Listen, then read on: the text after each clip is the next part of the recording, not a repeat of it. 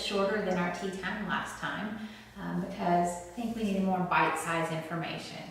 But I had my tea time this afternoon with a group of Vanderbilt dietetic interns, my alma mater, and I was pleased to show them around my farm and to introduce them to a little bit more of what integrated and functional nutrition looks like in my practice. We shared some homemade bread that I pulled out of the oven when they were here and got to learn a little bit more about them, but mainly to share about my story in their training process.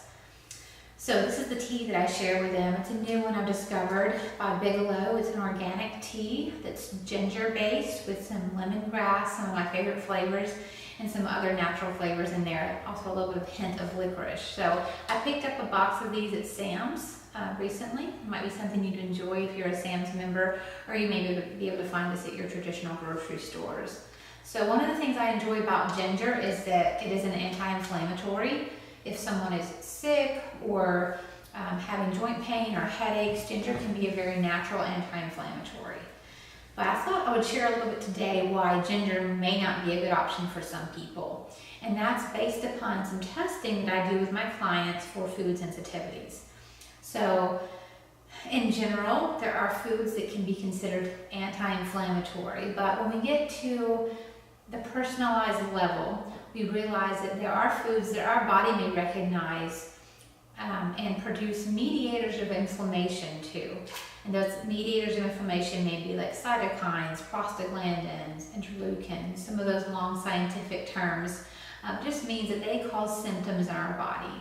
So some of the symptoms that people can have in response to inflammatory foods might be arthritis or migraines, joint pain, digestive issues like bloating, gas, constipation, diarrhea, sinus trouble, insomnia, not being able to go to sleep or not being able to stay asleep, fatigue, anxiety, depression, and that's just a few of those symptoms that people may have that actually are caused by foods.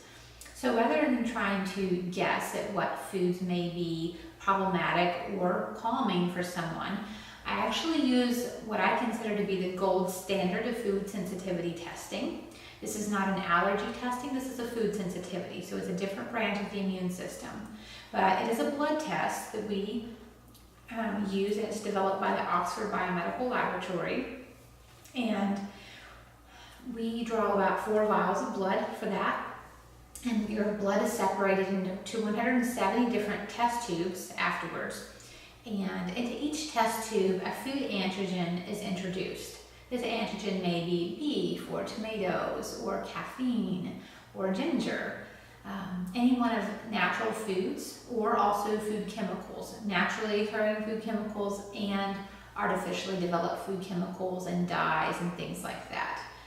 So based upon that test result, they measure the level of inflammatory mediators in the blood before and after introduction of the food antigen, and use that information to create a graph for practitioners to use. And so we receive a printed result, a graph of the level of inflammation in the body or in the blood in response to these food antigens. So this is actually my test result, front and back page from last year. And it's interesting because I do know that there are certainly foods on here that I could tell when I eat these foods I have this problem.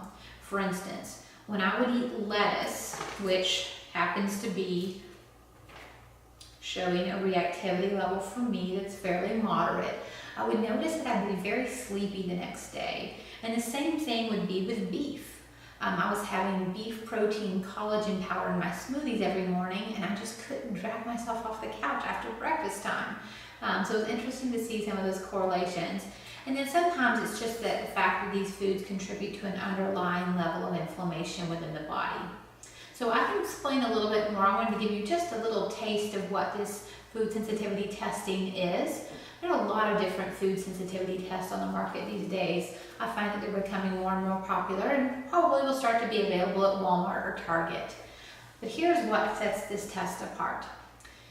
Not only does it test 170 different foods and food chemicals, and not only does it test the end point of reaction, we are also able to use the results of this test and design an anti-inflammatory diet or an immune calming diet that's as unique as your fingerprints.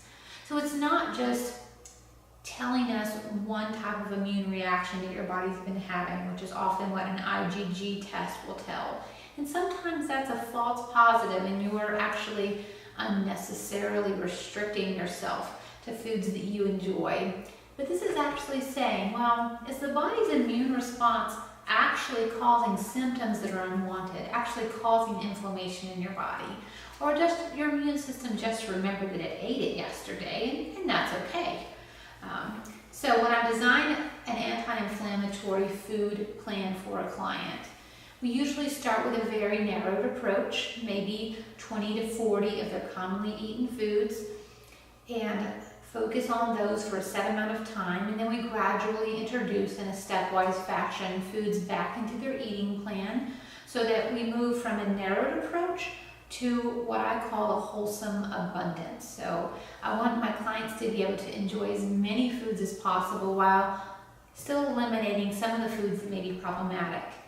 And even some of the foods that may be problematic on this test eventually may be reintroduced back into a client's eating plan, especially if some of the challenges have been because of their gut integrity, and we work on healing their intestinal tract through other means. Then we're often able to reintroduce those foods back in and they're just fine. And that's one of the experiences I've actually had myself. That's why I can now enjoy honey in my tea. I've eliminated it for a certain amount of time and now it tests fine for me and I'm able to enjoy a little bit of honey. But this test is a tool for me.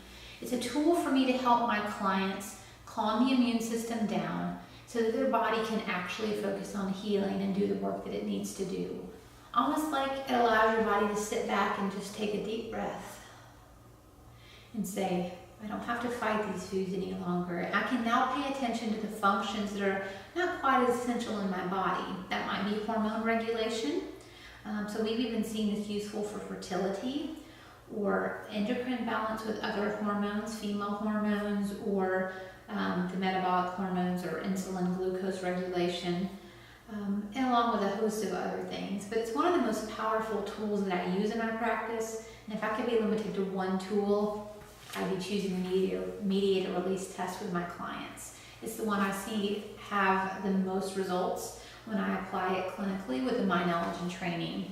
So if you've ever seen next to my name the initials CLT, that stands for Certified Leap Therapist.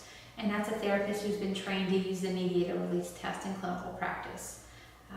So if you're interested in learning more, you can go to my website and schedule a strategy session with me at www.ingrainedliving.com/schedule, and I'll help you take a look at your health to think, could food be at the root of some of your health concerns? I'll actually give you a bit of a quiz to evaluate and assess your symptoms to see if they could be related to food sensitivities. And then I can help you design your personalized anti-inflammatory eating plan that's as unique as your fingerprints. I hope you have an excellent and wholesome weekend. Please leave me a line if there's another topic you'd be interested in discussing at our next Tea Time with Bethany. Here's to wholesome.